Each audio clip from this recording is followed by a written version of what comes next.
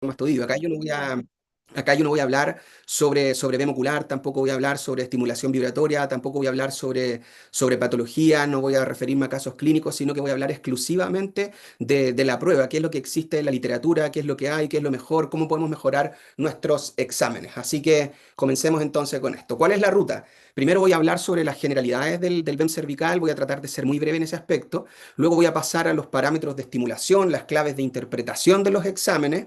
Luego les voy a mostrar un estudio piloto que ya tenemos prácticamente muy avanzado en un 80%. Les voy a hablar sobre los resultados preliminares que nos encontramos y también voy a comparar nuestros resultados con lo que ya existe en la literatura al respecto. Vamos a hablar sobre el rol del músculo esternocleidomastoideo, su efecto en los parámetros de los BEMS, tanto en la amplitud, en la latencia, en la simetría interaural. Vamos a hablar un poco de tasa de respuesta de los BEMS y qué dice la literatura al respecto. Y por último, vamos a cerrar con consejos para la consulta para todos aquellos que estén haciendo la prueba del BEM cervical. Entonces, a modo de introducción, lo primero que hay que decir es que el sistema vestibular sabemos que es el responsable del equilibrio. Existen órganos receptores en el sistema vestibular que están localizados en el oído interno. Acá los podemos ver, que son las máculas del utrículo y del sáculo en el órgano otolítico, que es a lo cual nos vamos a referir el día de hoy, que van a ser sensores de aceleración lineal y que van a responder a la inclinación de la cabeza, al factor de la gravedad, pero también van a responder a estímulos de alta frecuencia, como lo son el sonido y la vibración. Y aquí es donde enlazamos con los BEMS, que son sonidos de alta frecuencia, tanto como la vibración. Por lo tanto, vamos a ir a estimular una zona específica dentro de la mácula del utrículo y el sáculo cuando realizamos las pruebas de los BEMS, a diferencia de los movimientos lentos o de la gravedad o la inclinación de la cabeza. Entonces, en el órgano otolítico vamos a tener tres capas. La primera capa, una capa de otolitos o partículas de carbonato de calcio. Vamos a tener una segunda capa, que es la membrana otolítica, y una tercera, donde va a estar todo el neuroepitelio con las células de soporte, las células ciliadas, y son justamente estas células ciliadas las que van a estar embedidas en esta membrana gelatinosa otoconial. Entonces, el doctor Courtois en el año 2018 planteaba cuáles son los mecanismos para activar la capa otoconial y él habla principalmente de dos mecanismos. El primero es el modo acelerómetro.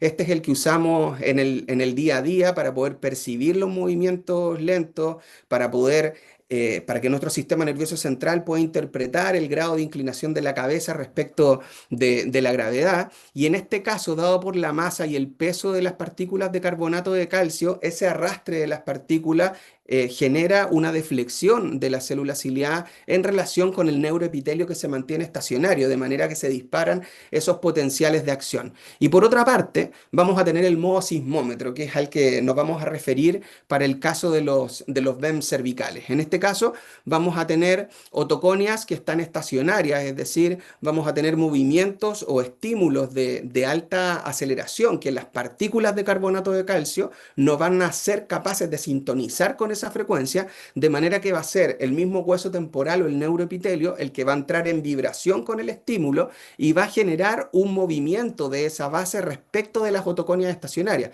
Entonces, en ambos casos, aunque en una las otoconias son las que se mueven y en el otro son las otoconias las que están estacionarias, el resultado biológico es exactamente el mismo del cizallamiento para poder disparar los potenciales de acción. Entonces, tanto la vía aérea como la vía ósea van a ir a estimular, en este caso, las células tipo 1, que son células de descarga irregular y que van a estar muy cercanas a la zona de la estriola. Y también hay que saber que desplazamientos nanométricos de las células ciliadas, en este caso, logran activar las máculas hasta frecuencias de los 3000 Hz. Eso significa que frecuencias por encima de 4000 Hz en un sujeto normal no debiese generar respuesta en el caso de los BEMS. Y esto se publicó recién el año pasado por el doctor Courtois y el doctor Michael Halmagyi, en donde resuelven una duda que estaba eh, en el alero hace 14 años aproximadamente, en donde nos confirman que efectivamente el BEM cervical es un indicador específico de función sacular y esto resuelve una duda que planteó Chao en el año 2011, donde trabajó con ratas. Sabemos que las ratas tienen umbrales de audición que son mucho más altas que las cobayas o que los seres humanos. Por lo tanto, cuando hicieron estas pruebas, se utilizaron estímulos de muchísima intensidad para poder generar respuestas. Entonces, lo que se planteó en ese momento es que sonidos de alta intensidad tenían una dispersión tan alta que no solamente estimulaban el sáculo, sino que también estimulaban los canales semicirculares. Pero el doctor Courtois vuelve a hacer el ejercicio y en el fondo nos plantea acá en amarillo que cuando tú utilizas una intensidad adecuada, vamos a ver acá que las respuestas del órgano otolítico de las neuronas se ciñen solamente hacia la respuesta del sáculo y no así hacia el canal anterior, el canal horizontal o el canal posterior. Pero cuando las intensidades son muy altas, vamos a tener respuestas principalmente del canal anterior y cuando ya exceden todos los límites, por supuesto que vamos a tener una respuesta mucho más difusa. Pero luego en una carta de opinión de Frontiers, el doctor Herman Kingma le responde en el fondo al doctor Courtois y al doctor Michael Halmagyi y dice que no hay que olvidar que el BEM cervical solamente está evaluando el sistema transitorio, la descarga irregular, la respuesta rápida. El CBEM no evalúa el sistema estático que es el extraestriolar, es decir, con el BEM cervical no estamos evaluando la gravedad y la inclinación de la cabeza. Por lo tanto, si queremos obtener ese tipo de información, va a ser necesario complementar con otros estudios como la vertical visual subjetiva. Entonces, ¿qué nos dice el doctor Kingma? Que el CBEM presente solo podría afirmar lo siguiente, que es lo que podríamos poner en nuestros exámenes. La respuesta transitoria de alta frecuencia de la vía vestibular inferior se encuentra preservada y seríamos mucho más precisos. En el caso del BEM cervical, es una respuesta que sabemos que es de corta latencia, es bifásico, tiene una fase positiva y una fase negativa en torno a los 23 y en torno a los 13 milisegundos, que va a depender del tipo de estímulo que vayamos a utilizar y también de la contracción. Van a ser evocados por un estímulo intenso que suele ser 95 a 100 decibeles NHL, con una tendencia durante los últimos 3 años a utilizar los 100 decibeles. Va a evaluar la función otolítica, en particular va a evaluar la función de el sáculo y sabemos además que es un potencial sináptico inhibitorio, es decir, acá está la parte más importante de la presentación en la base, en cuanto a que necesitas una buena base de contracción del músculo esternocleidomastoideo para poder estudiar la capacidad de inhibición que tiene el músculo. Por lo tanto, vamos a tener que tener mucha atención en si el paciente contrae poco o contrae mucho durante la prueba, porque la respuesta se basa en la inhibición de la tonicidad del músculo externo cleidomastoideo. ¿Cuáles son los generadores del BEM cervical? Primero, el estímulo llega a la mácula del sáculo, sus aferentes primarios se van hacia los núcleos vestibulares que van a estar acá en el tronco cerebral. Luego esa información viaja y baja por el tracto vestíbulo espinal medial para ir a activar las motoneuronas del músculo esternocleidomastoideo que vamos a ver en electrofisiología como una onda negativa en torno a 13 milisegundos y una onda positiva en torno a los 23 milisegundos. Cuando hablamos de los BEMS, vamos a tener distintos tipos de estimulación centrados principalmente en la clínica. El tono que va a ser enviado por vía aérea o por vía ósea. ¿Cuándo vamos a utilizar la vía ósea? Para efectos de tiempo, generalmente en las clínicas se hace la vía aérea, pero cuando tenemos una obstrucción en el conducto auditivo o algún componente de masa en el oído medio, la mejor opción es ir por la vibración, porque a través de la vibración del hueso temporal podemos ir a estimular directamente las máculas del sáculo. En el fondo, con la vibración nos saltamos el conducto auditivo externo y el oído medio y vamos directamente al oído interno. Esta estimulación la hacemos por vía aérea con fonos de inserción y en el caso de la estimulación vibratoria lo podemos hacer con el vibrador, el B81 que te da más intensidad o con el mini shaker que es un poco caro, mencionémoslo. Algunas consideraciones respecto a las características del estímulo. en torno a la frecuencia, ¿qué podemos decir? Que existe una alta variabilidad entre sujetos. Hay sujetos que tienen mejor respuesta en 500, otros que tienen mejor respuesta en 750, otros en 1000, o sea, hay mucha variabilidad. Hay una frecuencia de sintonización, es decir, hay una frecuencia de estímulo que hace vibrar en su máximo esplendor a la estructura, a la estructura sacular, y eso está en torno a los 500 y a los 1000 Hz. Y eso también lo vemos con la edad. A medida que aumenta la edad, aumenta la frecuencia de sintonización. Un paciente con edad por encima de los 40-45, probablemente obtengamos mayores amplitudes de respuesta en el BEM con frecuencias más cercanas a 1000 que a 500. Por lo tanto, podríamos tener una amplitud de 500 muy bajita y una amplitud de 1000 mucho mejor y con una mejor morfología de onda. Y por otra parte, la sintonización y la dehiscencia, también sabemos que nuestro sistema vestibular está diseñado para responder solamente hasta los 3000 Hz. Pero vamos a ver acá que cuando utilizamos estímulos por encima de la frecuencia de 3000 podemos obtener respuestas muy por debajo de lo que podría responder un sujeto normal. Otro parámetro interesante es la duración. Ya podemos ver que en un tono burst, por ejemplo, que es un tono más puro, pero un tono puro corto, que tiene una estructura de tiempo de subida de meseta y de bajada, que va a tener también una duración. Podemos ver que a medida que aumenta la duración del estímulo, aumenta también la amplitud P1N1, pero llega un punto en que si el tiempo o la duración del tono excede los 7 milisegundos, vamos a tener una disminución de la amplitud. Por lo tanto, si queremos sacarle el máximo rendimiento a nuestra prueba del BEMP, vamos a tener que utilizar tonos que estén en torno a los 7 milisegundos y se sugiere un tiempo de subida, meseta y bajada de 2,22 según las últimas investigaciones. Entonces acá de hecho podemos ver que el órgano otolítico es sensible a cambios de aceleración en el tiempo. En este estudio de Robert Gurkov, se compararon distintos tiempos de subida, meseta y bajada y nos podemos dar cuenta que el tiempo 2,22 es en el donde obtenemos las mayores amplitudes. Por lo tanto, cambios en los tiempos de subida, meseta y bajada van a tener efectos no solamente en la amplitud, sino que también va a tener efectos en la latencia y que por supuesto van a ser mucho más notorios en el BEM ocular que en el BEM cervical, porque el BEM ocular las amplitudes son más pequeñas y en el BEM cervical las amplitudes son más grandes. Y en este estudio publicado en Ear and Hearing, el 2022, nos muestran las utilidades que tiene o los beneficios que tiene el chirp. Y el chirp, que es el tono que vemos acá, que ha sido diseñado como para poder compensar ese desfase que hay en la entrega de la señal a la cóclea, lo que hace que mejore la sincronización neural. Ellos estudiaron el espectro de frecuencia y compararon el narrow band set chirp con el tono burst. Y si se fijan acá, en negro podemos ver el tono burst, que tiene una concentración de energía muy centrada en la frecuencia de 500 Hz, pero que también tiene unos pequeños lóbulos laterales. Y eso hace que el tono, cuando tú lo envías, pierda mucha energía en baja y en alta frecuencia.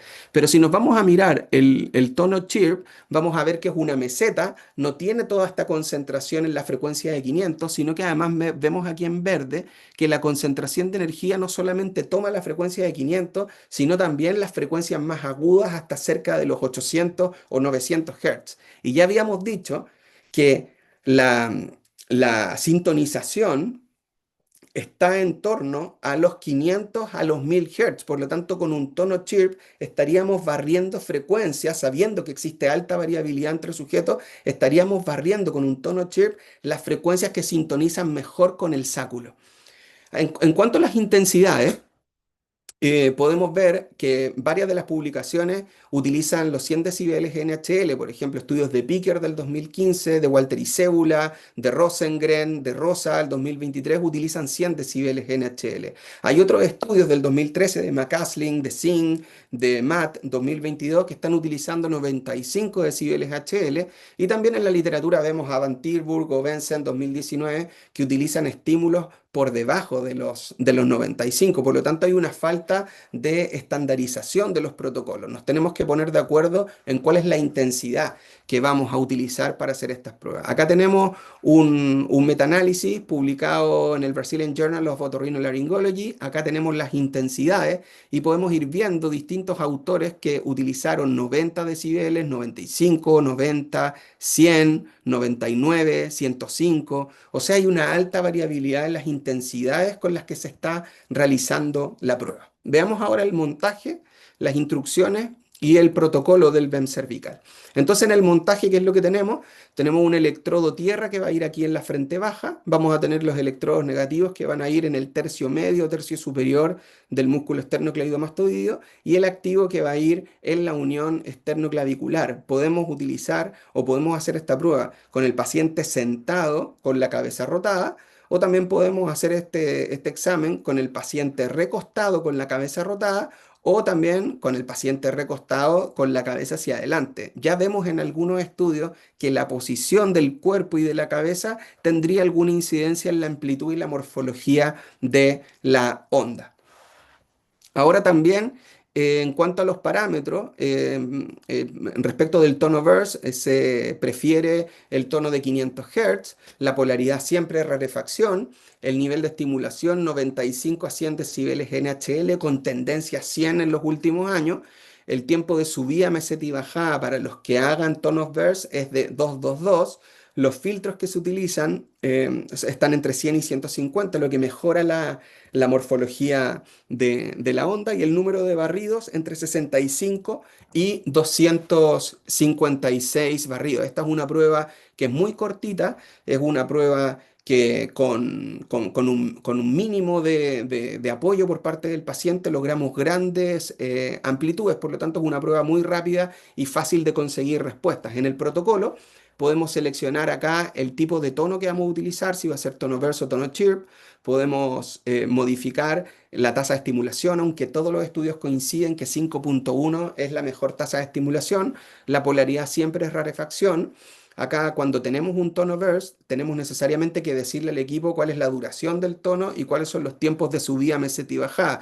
Acá tenemos 2, 2 para subida, bajada, y la meseta también de 2. Podemos seleccionar la intensidad. Acá podemos modificar en este cuadrito blanco de manera manual cuál es la intensidad que queremos utilizar. Le podemos decir al equipo si al lado del trazado quiere que nos muestre la tasa de estimulación utilizada, la frecuencia utilizada, el tipo de tono. Eso lo podemos modificar desde ahí.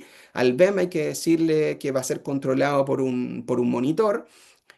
Podemos elegir si el fono va a ser de inserción o va a ser por vibración. Y acá podemos también darles criterios de detención, pero se estima o se sugiere que con 200 barridos es más que suficiente para poder obtener una buena respuesta del BEM. Para los que vienen de los potenciales de tronco, donde tenemos que tener aproximadamente entre 1000 y 2000 promediaciones, dependiendo del nivel de ruido de fondo de la sala, esta es una prueba muy rápida que con muy pocas promediaciones, por el efecto que tiene la contracción del músculo, no necesitamos de mucho tiempo para poder obtener buenas respuestas. Y acá tenemos cuáles son las claves por una correcta interpretación de los parámetros del BEM cervical. Vamos a revisar la forma de onda, la latencia, la amplitud, la simetría interaural y los umbrales.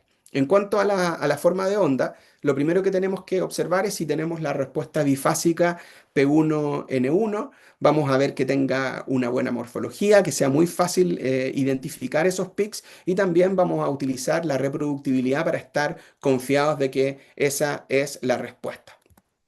Por otra parte, también tenemos la posibilidad de mirar un poco más allá de la morfología de la onda, sino que utilizar datos estadísticos de onda, de reproductibilidad de onda, en donde a través de un porcentaje podemos tener un nivel de confianza de que estas ondas que estamos viendo acá son señal y no son ruido. Por eso es importante, cuando se entregan los informes, ir a revisar la segunda o la tercera hoja, que generalmente uno se la pasa de largo.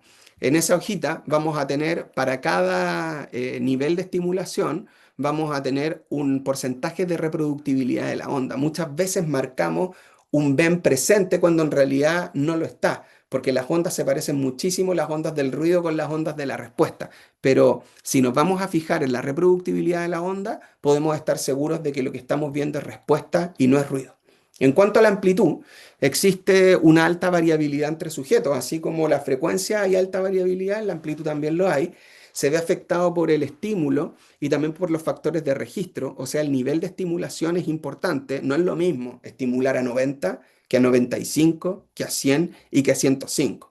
Y también la contracción del músculo esternocleidomastoideo va a ser fundamental. Y lo vamos a ver con dos ejemplos.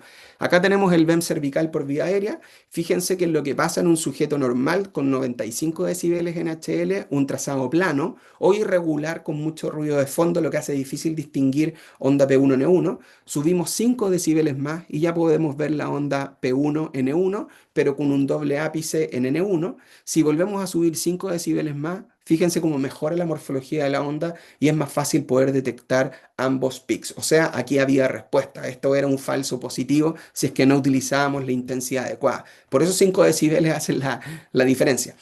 Y acá tenemos, en cuanto a la influencia que tiene la contracción del músculo esternocleidomastoideo, este es un ejemplo de un paciente que contrae 61 microvolt, lo que es bastante, 61 microvolt, y tiene respuesta ausente. Podríamos haber dicho en el informe que la respuesta está ausente.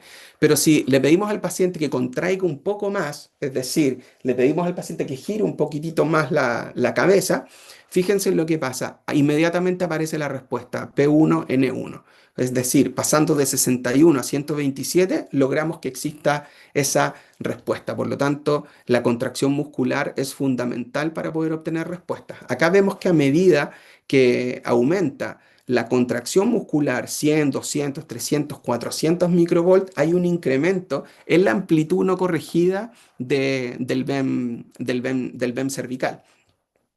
Por eso, como sabemos que un incremento en la contracción del músculo, a su vez, incrementa las amplitudes de onda, es necesario normalizar o corregir las amplitudes a la contracción del músculo esternocleidomastoideo. Y eso es lo que vamos a ver acá. Acá tenemos el oído izquierdo y acá tenemos el oído derecho. En el oído izquierdo vamos a tener una amplitud de onda de 320 microvolt desde este punto hasta este punto. Y en el lado derecho, en el caso del BEM cervical, vamos a tener 109 microvolt desde este punto hasta este punto. Por lo tanto, lo primero que yo pensaría sería que hay una hipofunción vestibular del lado derecho. Pero si nos vamos a mirar ahora las contracciones que se utilizaron para poder obtener estas amplitudes, en el lado izquierdo el paciente contrajo 156 microvolt, mientras que en el lado derecho contrajo 46 microvolt. Si es que yo no considero la contracción del músculo, podría decir que la simetría interaural, de la cual vamos a hablar más adelante, es decir, cuando comparo la amplitud del lado derecho con el lado izquierdo, tiene una diferencia de un 49%, lo que es bastante alta y patológica. Pero si nosotros consideramos ahora la contracción del músculo como parte de la prueba y corregimos las amplitudes a la contracción del músculo, es decir, tomamos los 320 microvolt y los dividimos por 156, vamos a obtener que la amplitud corregida es de 2.1 microvolt y acá que la amplitud corregida para el oído derecho es de 2.4 microvolt.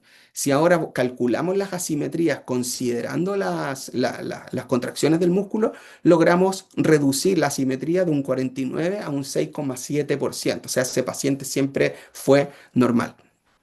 Ahora, cuando nos vamos a revisar la literatura, nos vemos que Rosengren en el año 2015 sugiere un mínimo de 50 microvolt, pero además rectificando las amplitudes a la contracción del músculo esternocleidomastoideo. Rosengren también, unos años antes, cerca del 2011, sugería que el mínimo sea de 50 microvolt. Y luego Mirofuchi previo a Rosengren en el 98 y Krause en el 2009, planteaban que la contracción debiese estar entre 50 y 200 microvolt. Y Young siempre ha dicho que los valores de amplitud siempre tienen que ser corregidos a la contracción del músculo esternocleidomastoideo. Ya empezamos a ver desde los inicios hasta ahora muchas diferencias en cuanto a cuál es el valor ideal de contracción del músculo esternocleidomastoideo. Y este artículo publicado en Ear and Hearing por MAT en el año 2022, ya sabemos que Ear and Hearing es una revista de primer cuartil, es una de las mejores. Acá él dice que los rangos de valores aceptados de contracción estuvieron entre 50 y 150. Bien, o sea, siguen utilizando los valores sugeridos en el año 98 por el doctor Murafuchi. Cuando nos entregan los resultados de los BEMS, también podemos ver la contracción del músculo a lo largo de la prueba. Si se fijan, acá en el oído izquierdo, esta contracción se mantuvo más o menos estable a lo largo de la prueba, pero en el lado derecho, fíjense en las variaciones que hubo. Habrá sido fatiga, habrá sido que la instrucción quizás no fue la más adecuada, pero no podemos comparar un estímulo de contracción muscular estable con otra inestable. Vamos a tener obviamente diferencia en los resultados de las pruebas de los BEMS. Y siguiendo con las amplitudes, podemos decir, al igual que en los potenciales de tronco, a medida que disminuimos la intensidad de estimulación, también disminuye la amplitud de la onda hasta que desaparece y donde encontramos el umbral de las respuestas. Cuando está por debajo, cuando logramos observar onda P1N1 por debajo de los 70 decibeles NHL, ya lo consideramos patológico como lo planteaba Colebach en el año 98. Ahora, respecto de la latencia, veamos en este estudio de Macambira, un metaanálisis en donde compara los valores de latencia de adultos jóvenes con adultos mayores y fíjense lo que pasa cuando analizaron la onda P13 en los pacientes mayores. Vamos a tener valores de P13 en 16, en 20, en 17, en 21, en 11. O sea, ya nos podemos dar cuenta de la alta variabilidad que hay de los valores de latencia entre los distintos laboratorios. Entonces aquí el llamado es, si vamos a hacer pruebas de BEMS, en nuestros laboratorios los tenemos que hacer con nuestros antecedentes, porque los valores son distintos en todos los laboratorios a nivel mundial, porque todavía no hay un protocolo universal para que las pruebas sean lo más similares posibles. Ahora, si nos vamos a analizar, por ejemplo, las diferencias, según este estudio, de latencia entre los sujetos mayores y los sujetos jóvenes, vemos también que hay unas diferencias de por acá está el valor. De 1,53 milisegundos. O sea, los adultos, las personas mayores, tienen mayor tiempo de latencia para la onda P1 que los sujetos jóvenes. Pero si vemos el I cuadrado, el índice de heterogeneidad es de un 93%. Cuando ya estamos por encima del 75, podemos decir estos valores son todos distintos. En el fondo, cómo se construyó los estudios, la metodología, hay mucha heterogeneidad. Bien, es bien difícil sacar conclusiones cuando un estudio es tan heterogéneo. Ahora este estudio que se publicó en el 2023 en el Journal of International Advanced Otology por Hayden, estudió un grupo control y en el grupo control utilizó el tono chirp y se da cuenta que el tono chirp tiene una latencia más cortita, aproximadamente en 12 milisegundos, mientras que la onda P1 en el tono verse está aproximadamente en 16 milisegundos. Hay diferencias estadísticamente significativas entre ambos tonos.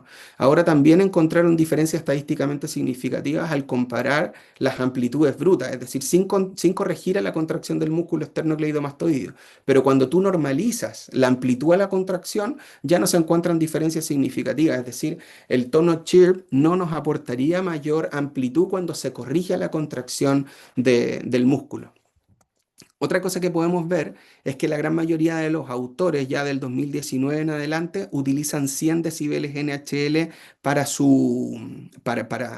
realizar esta prueba y también podemos ver resultados discordantes en torno a las amplitudes. Por ejemplo, el estudio de Murafuchi del 2020 plantea que el tono chirp con amplitud corregida alcanza 0,44 microvolt, menos que la amplitud corregida para un tono verse es de 0,91. O sea, nos está diciendo el tono verse te da mayor amplitud que el tono chirp, y mientras que el estudio de Hayden nos dice que el tono chirp te da amplitudes más grandes que el tono verse, pero no encontraron diferencias estadísticamente significativas. Por lo tanto, ya nos podemos empezar a dar cuenta de que el tono chirp ya va generando o va modificando las latencias, pero al parecer con las amplitudes en lo que es BEM cervical no tendría mucha incidencia.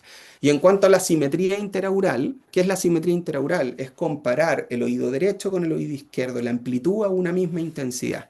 Es decir, comparamos 100 decibeles NHL en el BEM cervical del lado derecho con el lado izquierdo.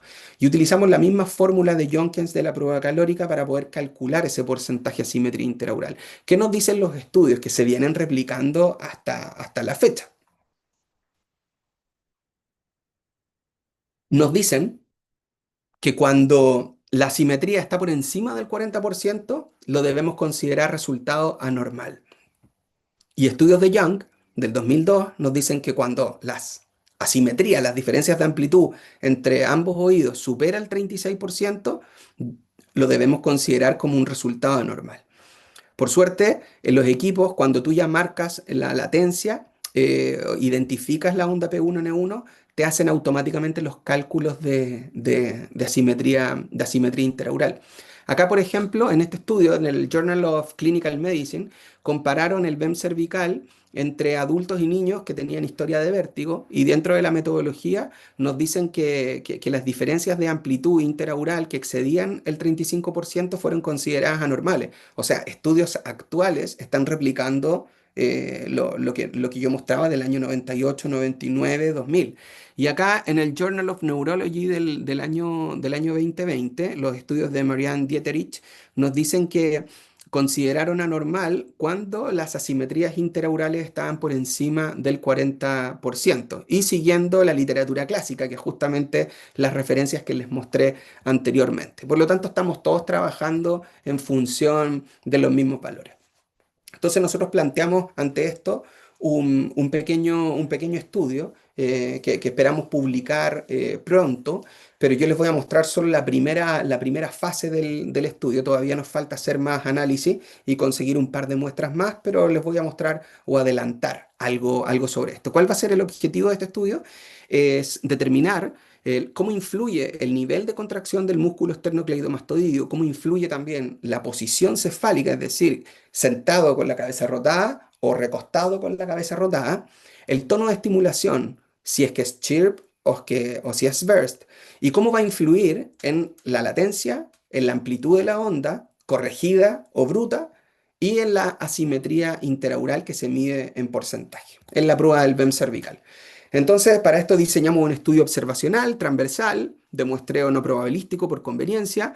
Los estudios se realizaron entre marzo del 23 y octubre del 25. Se realizaron en el Centro de Salud La Colina, que es el centro propio de salud que tiene la Universidad Austral de Chile en Puerto Montt, que es donde me encuentro. Sujetos y pacientes, participamos con 24 oídos, 12 voluntarios sanos, 6 hombres, 6 mujeres, entre 22 y 28 años, con una edad promedio de 24, y cada oído se evaluó por separado y por vía aérea. Entonces, en nuestro estudio utilizamos tres rangos de contracción. Estos rangos fueron, el primero, el más bajo, de 30 a 49 microvolt, o sea, una contracción muy débil del músculo esternocleido. Un segundo nivel de contracción entre 50 y 69 microvolt, ya les pedimos un poco más de exigencia a los sujetos, a los pacientes. Y un tercer grupo de contracción entre 70 y 89. O sea, el paciente tenía que girar mucho el cuello para poder llegar a ese nivel de contracción, que tampoco es mucho, tampoco es mucho. ¿Bien? Utilizamos dos tonos, trabajamos con el Narrow Band C-Chirp de 500 Hz y con el tono Burst y utilizamos dos posiciones, con el paciente sentado con el cuello girado o con el paciente recostado con el cuello girado. Entonces, ¿qué es lo que hicimos? Utilizamos el electrodo activo en la unión externo-clavicular, el electrodo tierra lo ubicamos en la frente baja, la intensidad que utilizamos fue de 100 decibeles NHL, la tasa de estimulación que utilizamos fue de 5,1 estímulos por segundo, como coinciden todos los estudios de BEMS, la ventana de análisis que utilizamos fue 80 milisegundos, en el caso del BEM cervical, en el tono burst utilizamos un tiempo de subida, meseta y bajada de 2,22, que es lo que se sugiere en los últimos estudios que hay sobre CBEM. El número de promediaciones fue 200 y utilizamos dos repeticiones mínimas para cada trazado, lo que obviamente que hizo que la prueba tardara muchísimo, muchísimo tiempo. Entonces, para verlo de manera gráfica, Si se fijan acá, tenemos la electromiografía acá arriba, esta ventana en rojito y en verde. Y acá tenemos los cursores. En el cursor, tú le puedes decir al equipo cuál es el rango que tú quieres que te acepte como respuesta. Entonces, en el primer rango trabajamos entre 30 a 50, dejamos los cursores solamente ahí. El equipo no acepta respuestas por encima de 50 ni por debajo de 30.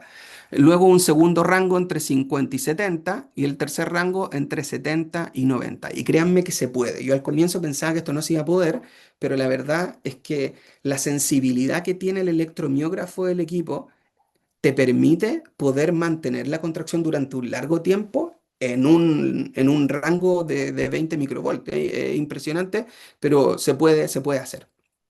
Acá, de hecho, grabé un pequeño videíto. Si se fijan, ahí están los cursores entre 70,5 y 90,8. Y ahí tenemos los tres trazados, el débil, el mediano y el alto. Y ya se puede ir viendo que a medida que tú aumentas la intensidad, que a medida que tú vas aumentando la contracción del músculo esternocleidomastoideo, lógicamente aumenta la amplitud de onda. Y aquí se ve que utilizamos un tono de 100 decibeles NHL, unas ventanas de 50, un rango de 20 microvolt para el más alto. Bien, ¿cuáles fueron los resultados que obtuvimos? Acá tenemos las amplitudes brutas y las amplitudes corregidas. Y si se fijan, podemos ver lo que ya revisamos en la introducción, en la primera parte, que independiente del rango, o sea, a medida que tú aumentas el rango de contracción del músculo esternocleidomastoideo, independiente sea un tono verse, un tono chirp, el paciente esté sentado o esté acostado, siempre vas a obtener mayores amplitudes. Bien, a mayor contracción del músculo, mayor amplitud de la respuesta del BEM.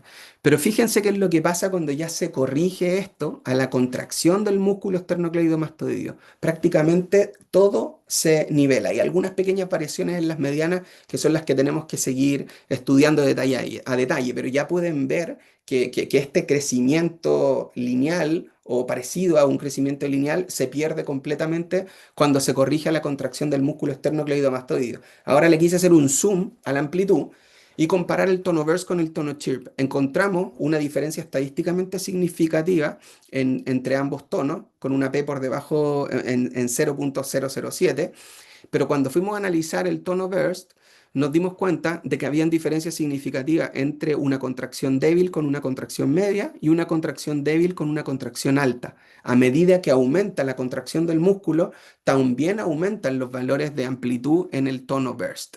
Pero eso no pasó en el tono chirp, independiente del rango de contracción del músculo. Acá nosotros obtuvimos mayores amplitudes en el caso, utilizando chirp, obtuvimos mayores amplitudes con el tono burst. Y acá en la latencia, ¿qué es lo que nos encontramos? También diferencia estadísticamente significativa entre el tono verse y el tono chirp. El tono chirp yo le denomino como el verdadero P13, porque de hecho las medianas del tono chirp están en torno a los 13 milisegundos. Las dispersiones también son bastante bajitas independiente del rango. Si se fijan, a medida que aumenta también la contracción, también el límite superior se reduce, las cajas también se achican y baja el valor de la mediana. Y acá en el tono burst, al cambiar la contracción del músculo, también se obtiene diferencia significativa entre una contracción débil y una contracción alta. Una contracción alta reduce en 1 milisegundo el tiempo de latencia. Por lo tanto, la contracción del músculo tendría influencia en la latencia. Y el tono chirp daría latencias más cortas que el tono burst. Y acá con la asimetría interaural, fíjense qué es lo que pasa. El tono chirp es el rojo. El rojo, fíjense qué es lo que pasa cuando las contracciones se encuentran en torno a los 30 y los 49 microvolt. Fíjense que lo que pasa con la dispersión, esta es la simetría interaural. La simetría interaural está entre 0 y 36%. Se parece bastante a lo que estábamos revisando en los estudios del 2000. Cuando utilizamos un tono verse, incluso podemos llegar casi a los 55% en el límite máximo. Pero generalmente lo que se informa en los papers son el percentil 75, que es lo que tenemos acá, que está en torno a los 30 y 31, 32, 35% aproximadamente. Pero a medida que yo aumento la contracción del músculo esternocleidomastoideo, tanto en tono verse como en tono chirp, se, se reduce la dispersión que tenemos con baja contracción, lo que hace que los porcentajes de asimetría interaural bajen en todos los grupos, pero lo que más llama la atención es el tono chirp cuando la contracción del músculo esternocleidomastoideo se mantiene entre 70 y 90. Fíjense que acá, en rojito, tenemos el valor mínimo en 0%. Estos son todos pacientes normales. El mínimo de asimetría es 0% y el valor máximo es de un 18%. Esto es sorprendente. Y lo otro es cómo se reduce la dispersión. Fíjense cómo bajamos acá de 35% aquí a 12% en dispersión.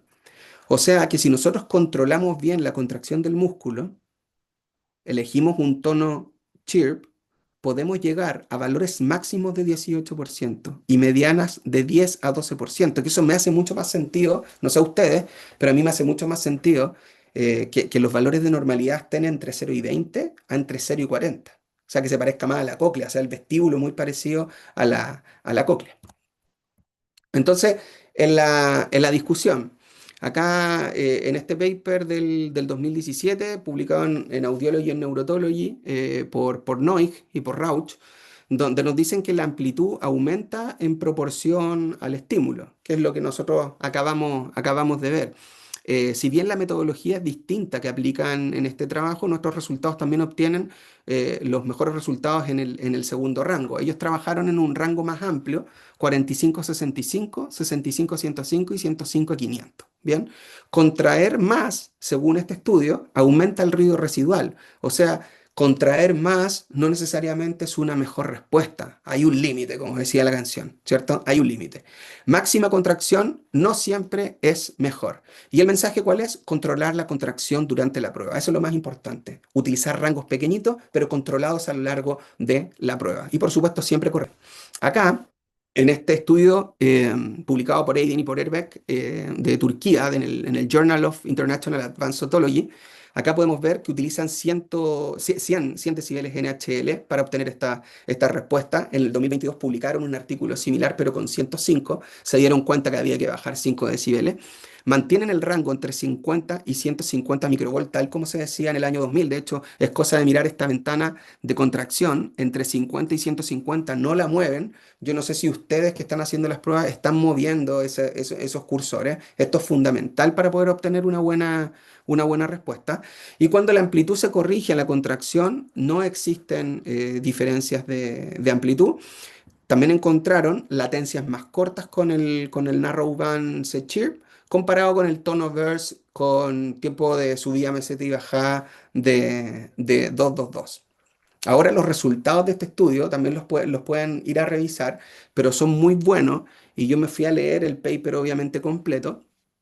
Y si bien esto no lo indican en la metodología, a pesar de que les dieron un rango de 50 a 150 para contraer,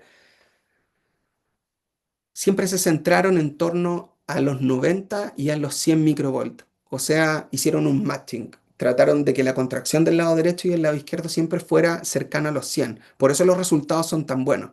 Y esto en el fondo a uno que está revisando lo confunde porque utilizan un rango amplio, pero en el fondo cuando están dando la instrucción al paciente en la prueba, el paciente contrae en un rango muy pequeñito. Y esto es más fácil solucionarlo moviendo los cursores y dejarlo como rango más estrecho. En este otro artículo, en el American Journal of Audiology, el estudio de Loja y de Neupane, que nos dice que la latencia con chirp es más corta, de hecho está en torno a la mediana a los 11 milisegundos. Nuestras medianas de asimetría interaural son similares, que están en torno a los 13, a los 14 milisegundos, están como en este estudio, pero en este estudio no reporta los límites superiores ni los outliers, que es lo que muchas veces en los artículos no se publica. Y eso es súper importante. En nuestro estudio nosotros decimos el límite máximo 18%, pero no tenemos outliers. Y esto acá no se da esa información. Las amplitudes corregidas también son similares a las nuestras, que están en torno al 1.2 microvolt aproximadamente. Una amplitud corregida del BEM cervical está en torno a 1, 1.2, 1.4, es muy pequeñita. No se reportan rangos de contracción en este estudio, sí del EMG scaling, o sea, sí se preocupan de que exista una contracción, o sea, una corrección a la contracción del músculo. Utilizan cabeza girada, pero no indican si el paciente está sentado o acostado. Estudios PROES indican que la amplitud es mayor cuando el paciente está sentado, pero este estudio y los otros siempre se están centrando en las amplitudes que se consiguen, pero muy poco se centran en la simetría interaural, que es lo que creo yo que es lo más importante. Acá en este otro estudio comparan el tono chirp con el tono verse en el BEM cervical, y si se fijan, se encuentran latencias más tempranas en el tono chirp, que esto ya lo han dicho prácticamente todos los autores. Hay mayor amplitud con chirp en este estudio, pero no así en los otros. Aquí hay mucha dispersión de resultados. Nosotros encontramos que el tono verse tiene mayores amplitudes que el tono chirp, y eso también lo apoyamos con otros autores, pero en este caso aquí encuentran que el chirp es mayor. Si se fijan, las latencias de P1 con chirp están en torno a 11 y el tono verse está en torno a 14. La amplitud, eh, sin corregir, en torno a 55-62, con diferencias significativas, y ya rectificada entre 1.2 y 1.38, con un chirp por encima de la amplitud del tono verse con diferencia significativa. Y esto es básicamente lo mismo que encontramos nosotros. Acá tenemos los valores de amplitud, en donde nosotros vemos que, a diferencia de este estudio, el tono verse tiene mayor amplitud que el tono chirp. Y acá, en este artículo que se publicó en el 2017 por Noik, donde nos dicen hacia una optimización de los potenciales vestibulares miogénicos, nos dicen que la normalización reduce la necesidad de una fuerte contracción. Normalizar, es decir, corregir a la contracción del músculo, reduce la influencia de la fuerza de contracción. No se recomiendan contracciones por debajo de 45 microvolt. De hecho, nosotros también hacemos esa observación. Contracciones débiles podrían aumentar la tasa de falsos positivos. Las contracciones altas también saturan la respuesta. Si se fijan acá, a medida que aumenta la contracción del músculo esternocleidomastoideo, no necesariamente se consigue mayor amplitud normalizada. Eso significa que las contracciones altas están saturando la respuesta. Y también se centran en las amplitudes, y no se están centrando en la asimetría interaural. Aquí se ve también que a medida que aumenta la intensidad de estimulación, para cada rango de contracción aumenta también la amplitud de la respuesta P1N1. Pero una vez que tú corriges a la contracción del músculo esternocleidomastoideo, esas amplitudes no se observan diferencias. Acá otro estudio de Hudson, que compara los efectos del matching y de la normalización del BEM cervical, nos dice lo siguiente. Habla de tres condiciones del músculo esternocleidomastoideo: una contracción constante y una variable con el paciente sentado y otra con el paciente acostado. Mientras el rango de contracción no sea extremo y el promedio sea similar, los cambios de esfuerzo dentro de la prueba afectan poco el BEM, los resultados del CBEM global. No es necesario llegar a contracciones extremas para poder obtener mejores resultados, sino que son justamente los promedios o los rangos medios los que te dan el mejor resultado. El matching, es decir, preocuparse que la contracción sea similar en el lado izquierdo y en el lado derecho, reduce significativamente la simetría de amplitud bruta y es mayor cuando la cabeza es girada. La normalización no aporta beneficio adicional cuando ya es igualado la electromiografía entre los lados. Acá utilizaron un tono verse 222. El límite máximo de asimetría interaural, que no se suele reportar en los estudios, alcanzó el 38,9%, mientras nuestro límite máximo es de 18%. Es decir, con nuestra metodología somos capaces de lograr límites máximos muy por debajo de lo que está publicado en la literatura, comparando los diferentes metodología, los diferentes parámetros. En el mismo estudio, los valores de asimetría interaural son más estables cuando la contracción es simétrica. Por ejemplo, acá vemos que si no controlamos la contracción y le damos una ventana grande al paciente entre 50 y 200 y en un lado contrae 80 microvolt y en el otro lado contrae 153, vamos a tener que la simetría es de -8,6%. Pero cuando se corrige la contracción del músculo esternocleidomastoideo pasamos a 23,3, o sea, aproximadamente un 30% de diferencia cuando no hacemos el matching. Pero cuando nos preocupamos de que desde el inicio de la prueba que la contracción sea la misma en ambos lados, como ejemplo, 80 microvolt en el lado derecho y 72 microvolt en el lado izquierdo, la simetría interaural es de un 32%, pero cuando la corregimos a la contracción del músculo, la simetría pasa a 27,5. O sea, estamos hablando de 4 o 5 microvolt de diferencia al hacer el matching. Por eso las mayores diferencias las vemos cuando no controlamos que la contracción sea simétrica a ambos lados. Acá también en este estudio del Journal of Vestibular Research se estudiaron grupos de sujetos jóvenes y adultos, estudiaron amplitudes y asimetrías brutas y normalizadas.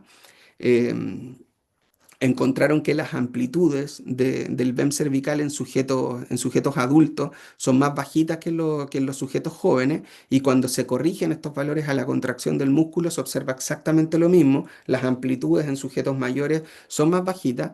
No se observaron entonces diferencias al observar los datos y cuando vamos a mirar la asimetría interaural, podemos ver que tanto en sujetos jóvenes como en sujetos adultos están en torno al 40%, que es lo que se publicaba en el año 2000. Y acá, este estudio publicado en Ear and Hearing por Matt en el 2022 nos da un antecedente más que no habíamos comentado a lo largo de la sesión, que la tasa de respuesta con un tono chirp es del 100%, independiente si los sujetos son jóvenes o son adultos, versus el tono burst, que no alcanza muchas veces el 90% de respuesta. Y que también podemos ver acá que la latencia de P13 es mucho más bajita que el tono burst. Y si se fijan, son justamente las mismas diferencias que encontramos nosotros en nuestro estudio. O sea, podemos afirmar que el tono chirp de 500 es el verdadero P13 en cuanto a la latencia. Y ahora para llevar a su consulta, quizás resumir lo que hemos dicho a lo largo de esta sesión. Primero, que la contracción del músculo esternocleidomastoideo debe ser simétrica, debe haber un matching, no tenemos que preocupar de que la contracción sea la misma en el lado derecho y en el lado izquierdo y tiene que ser estable a lo largo de la prueba para poder tener buenos resultados. Incrementos de la fuerza de contracción saturan la respuesta del BEM cervical, idealmente no pasar de los 120, de los 100 microvolt para no tener ruido residual. Contracciones en el rango de 50 a 150 no son comparables. Tenemos que mover los cursores de rango de contracción para tener un mejor control y también para darle mejor instrucciones a los pacientes. Contracciones por debajo de 50 microvolt incrementan las asimetrías y los falsos positivos.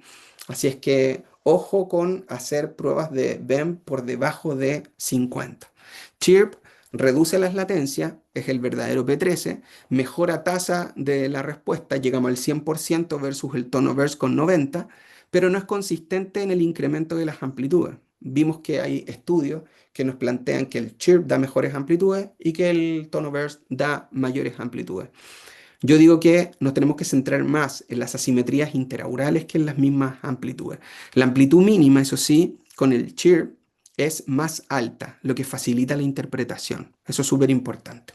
La mayoría de los autores de la era Narrowband Chirp, estamos hablando como del 2021 en adelante, sugiere utilizar 100 decibeles NHL, la tasa de estimulación 5,1 estímulos por segundo, rarefacción.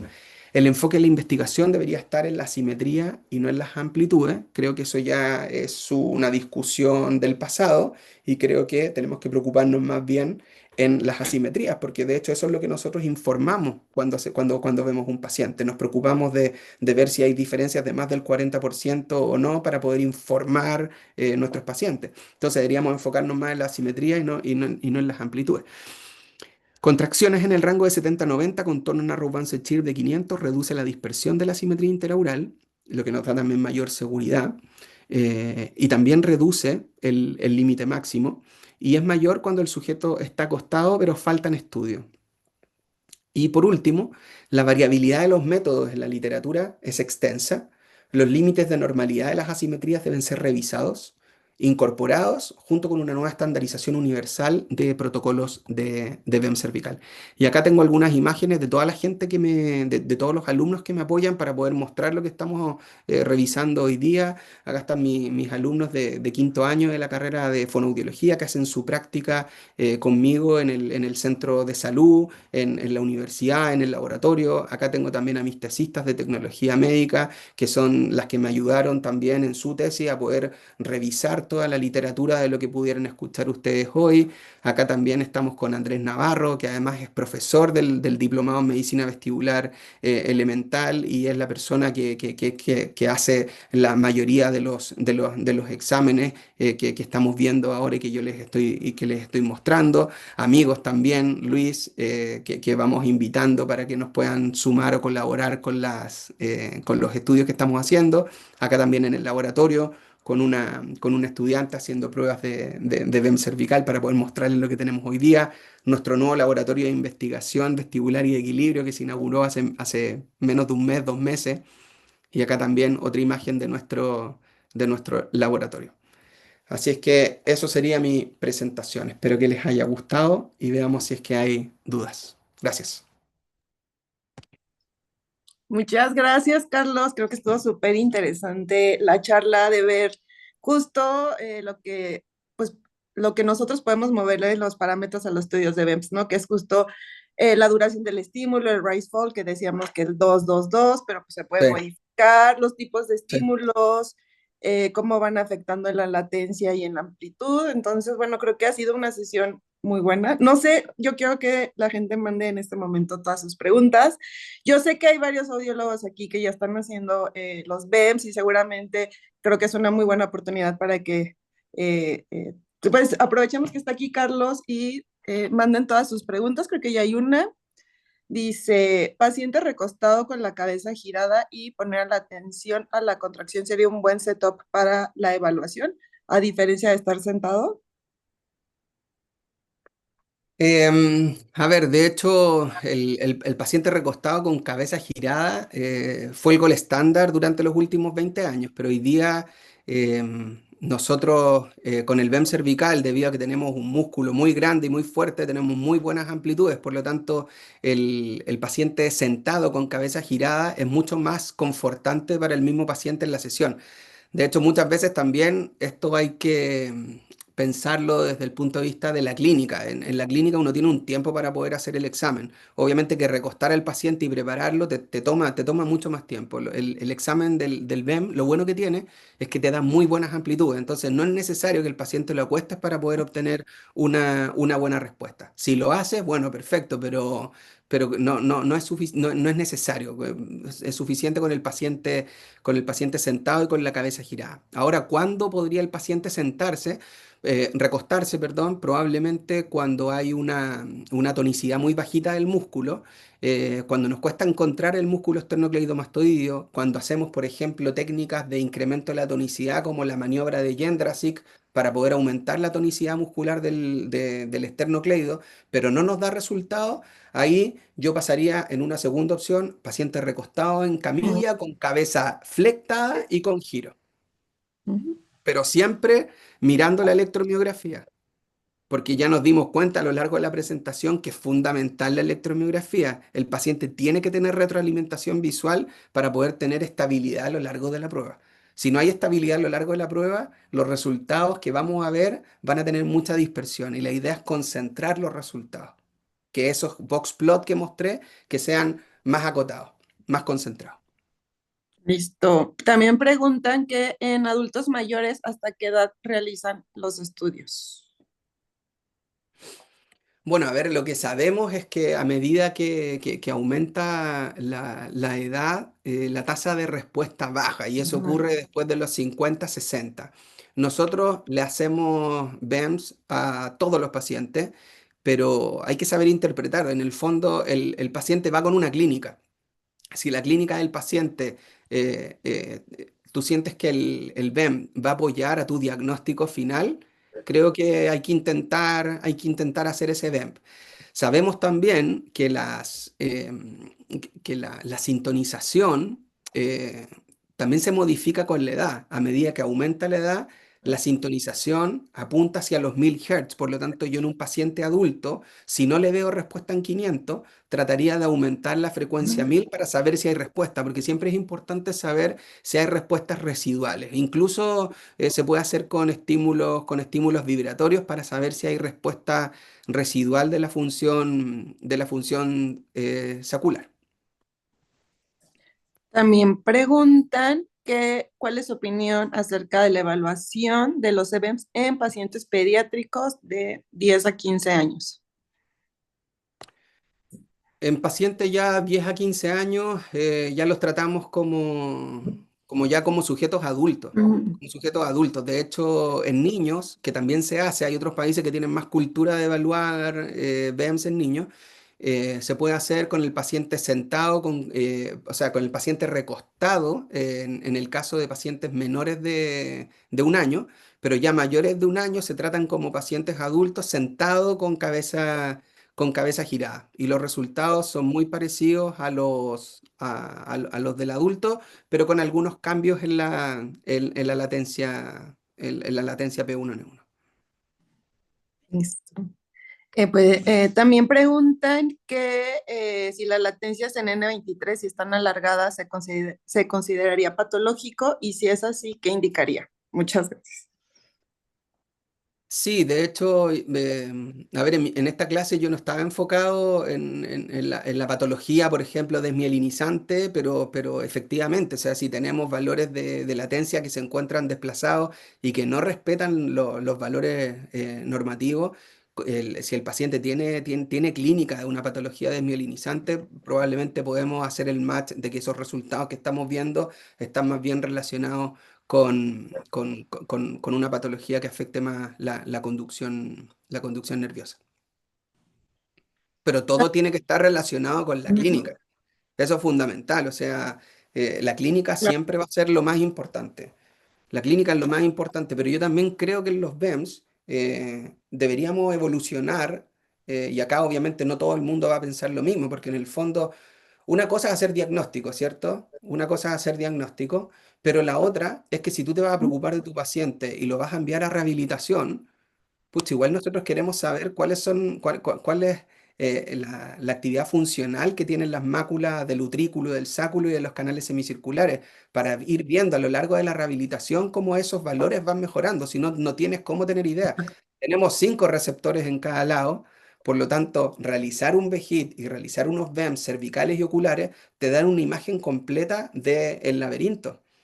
Si no tienes esa información, bueno, en el fondo estás trabajando a ciegas con la información que es válida que te entrega el paciente, pero aquí tienes información objetiva y puedes saber no solamente cómo están funcionando los receptores, sino también cómo se conduce esa información a través de los nervios vestibulares. Ujú. Y también te mejora el topo diagnóstico en muchos casos. De hecho, podemos conversar de eso en otros momentos, pero el BEM tiene muchísimas utilidades en distintas patologías, no solo en el gol estándar de la dehiscencia del canal, sino que también tiene mucho influencia en la neuritis vestibular, muchísima. Tiene mucha influencia también en la enfermedad de Meniere. Entonces, hay mucho detalle con el BEM que yo espero que pueda seguir evolucionando en el corto tiempo. También preguntan cuál es su recomendación con personas obesas, porque bueno, es difícil obtener una contracción adecuada, si hay algún tip o algo que les pueda recomendar. Uf, eso es lo que más nos cuesta. Es lo que más nos cuesta. Siendo súper honesto, hay pacientes a los que definitivamente no les he podido hacer el examen, porque no tienen la contracción mínima. De hecho, generalmente cuando tú estás por debajo, y es lo que pasa en esos pacientes, que no superan los 50 microvolts. Entonces tú te encuentras con respuestas ausentes y terminas informando ausencia, pero en el fondo es que no tuviste la contracción necesaria para poder obtener un BEM.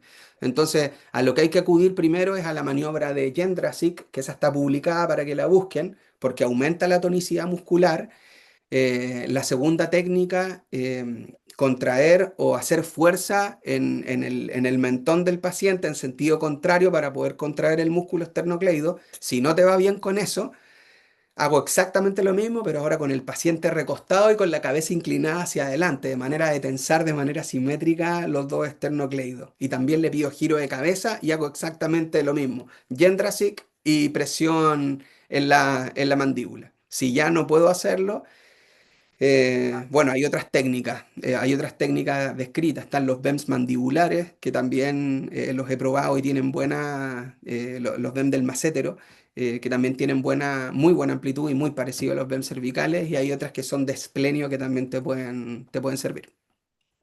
Listo. También preguntan que sí, ¿cuál es la meseta y subida del tono chirp? Si es que, sí, Bueno, de pregunta. hecho, esa es una de las grandes Ujú, beneficios que tiene usar el tono chirp, ujú. porque en el tono burst, al ser un tono puro, pero que es más corto y que tiene una envolvente, tú le tienes que diseñar los tiempos de subida, meseta y de bajada. Pero el tono chirp Sí, no, funciona de otra manera. El tono chirp tú no puedes manipular los exacto. tiempos de subida, meseta y bajada. Por lo Ujú. tanto, el hecho de que usemos el chirp ya te quita una variable importante en los resultados que vas a obtener del BEM cervical, solamente por usar el tono chirp. Si tú en un laboratorio A tienes tiempos de subida, meseta y bajada de 0,1,0 y en el otro tienes 2,2,2, te aseguro que los tiempos de latencia y amplitud van a ser distintos. El mismo paciente, pero en dos laboratorios distintos. En cambio, si a ese paciente le haces un tono chirp, las respuestas van a ser exactamente las mismas en el laboratorio A y en el laboratorio B. Ujú, correcto. También preguntan que si ha tenido casos de triple PD eh, diagnosticados y que les hayan hecho BEMS, cuestionando que la posibilidad diagnóstica previamente hecha. O sea, bueno, me imagino que quieren saber si ha tenido algún estudio en este tipo de pacientes. Sí, pero generalmente a estos pacientes no se les Mm, piden BEMS. sí, no. No, y de hecho los resultados debiesen Serían andar como un normal, sujeto normal. exactamente, sí. No sé si hay más preguntas. También preguntaban aquí si la hipacusia también influía en los resultados del BEMP. Podemos tener cofosis en los pacientes, la hipoacusia neurosensorial es profunda y vamos a tener igual las respuestas de los BEMS. Ahora, cuando la hipoacusia es conductiva, tenemos que pasar del estímulo aéreo al estímulo vibratorio. Correcto. Ya no sé si alguien más quiera mandar alguna otra pregunta. Estamos recibiendo muy buenos comentarios. Le mandan muchas felicitaciones, Carlos. Muchas gracias. No, Eh, gracias a todos por conectarse un día sábado, o sea, yo ya eso ya lo encuentro genial. este, creo que aquí hay más. Déjame nada más revisar. Y a ver, listo. Bueno, pues creo que ya es todo, Carlos. Yo te agradezco que nos hayas acompañado. También decirles que las constancias del webinar pasado ya se enviaron, entonces, o si no les ha llegado, para que revisen su correo también de junk email para ver si no les ha llegado, y en caso de que no les hayan llegado, ya han llenado la encuesta, me pueden a mí escribir, y en este mismo instante les estoy mandando un link de encuesta para los que quieran la constancia de asistencia de este webinar. Denme un segundo, se los estoy pegando. Ahí está, justo les acabo de mandar el link para que nos llenen la encuesta. Todavía seguimos trabajando en el programa del webinar de 2026, así que si tienen alguna sugerencia, ponentes que quieran de regreso, nuevas personas, lo que sea, de verdad estamos abiertos y leemos todos sus comentarios, así que pues agradecerles que están aquí acompañándonos otro sábado, que aprendimos bastante, entonces pues también muchísimas gracias, Carlos, por pues acompañarnos. No, bueno, muchísimas gracias a ustedes por la invitación y aprovecho de decirle a las personas que siguen conectadas que estamos haciendo muchas cosas durante el año y vamos a seguir haciéndolas. Así es que los invito y las invito a todos a seguirme en la cuenta del Instagram, doctor.carlosguajardo, para los que no me siguen. Bueno, Listo, pues muchas gracias, Carlos. Voy a cerrar ya la pantalla, pero voy a dejar el chat para la gente que quiera el link todavía de la encuesta, ¿va? Pues buenísimo. muchísimas gracias a todos y nos estamos viendo. Chao.